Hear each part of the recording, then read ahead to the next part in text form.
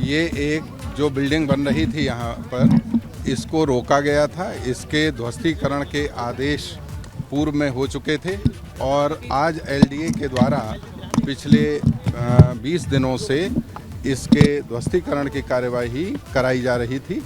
यहाँ पर किसी प्रकार की कोई दुर्घटना नहीं हुई है। यहाँ जो मलबा है वो सीमाओं के भीतर है, किसी भी व्यक्ति को कोई क्षति नहीं पहुँची है।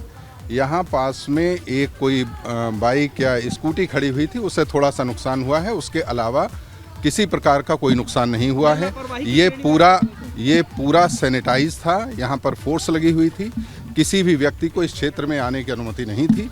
और ये डिस्ट्रक्शन, यहाँ पर डिस्ट्रक्शन जो चल रहा था, इसमें पूरी सावधानियां बरती गई थी। किसी भी रूप में कोई क्षति नहीं हुई है।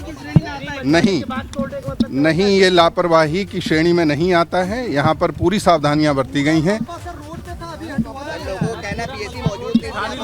हाँ,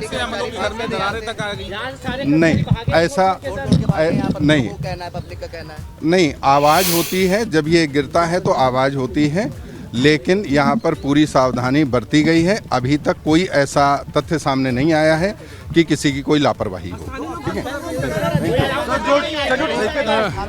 डीएम सूर्यपाल गंगवार यहाँ पर आए, निरीक्षण किया और उन्होंने कहा कि लापरवाही नहीं हुई है। देखिए, अभी कुछ देर पहले एलडीए वीसी से बात हो रही थी जब हमारी, तब हमने कहा था कि ये उनसे पूछा था तो उन्होंने कहा था कि अगर एक कमेटी बनाई है, कमेटी जांच करेगी, अगर लापरवाही होगी तो उस हिसाब से कार्रवाई की जाएगी। और अब डीएम यहाँ पर आ चुके हैं, डीएम ने भी पूरा इंस्पेक्शन किया और उनका कहना है कि लापरवाही नहीं हुई। यानी उन्होंने एक तरह से क्लीन चिट दे दी, आते ही क्लीन चिट दे दी कि यहाँ कोई लापरवाही नहीं हुई है। लेकिन जो नज़ारे हैं वो बता रहे हैं कि हादसा कितना बड़ा था, कितना भयावह था। और उस हादसे से कोई भी अगर उस जगह जहां पर स्कूटर खड़ी थी, मोटरसाइकिल खड़ी थी, अगर कोई व्यक्ति खड़ा होता तो उसका क्या हाल होता, क्या अंजाम होता उसका, ये साफ देख सकते हैं। जिस तरह से स्कूटर और मोटरसाइकिलें ध्वस्त हो गई, बुरी तरह से डैमेज हो गई हैं, अगर कोई इंसान होता तो उसका क्या हाल होता, ये अच्छी तरह से समझा जा सकता है। और ये आपको ये दिखाते हैं, ये मशीन का एक हिस्सा है।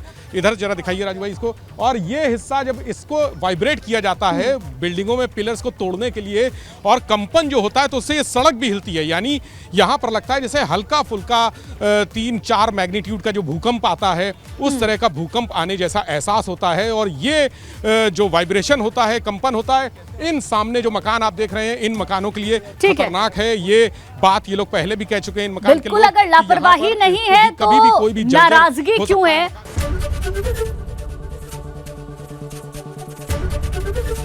एबीपी गंगा, खबर आपकी, जुबान आपकी।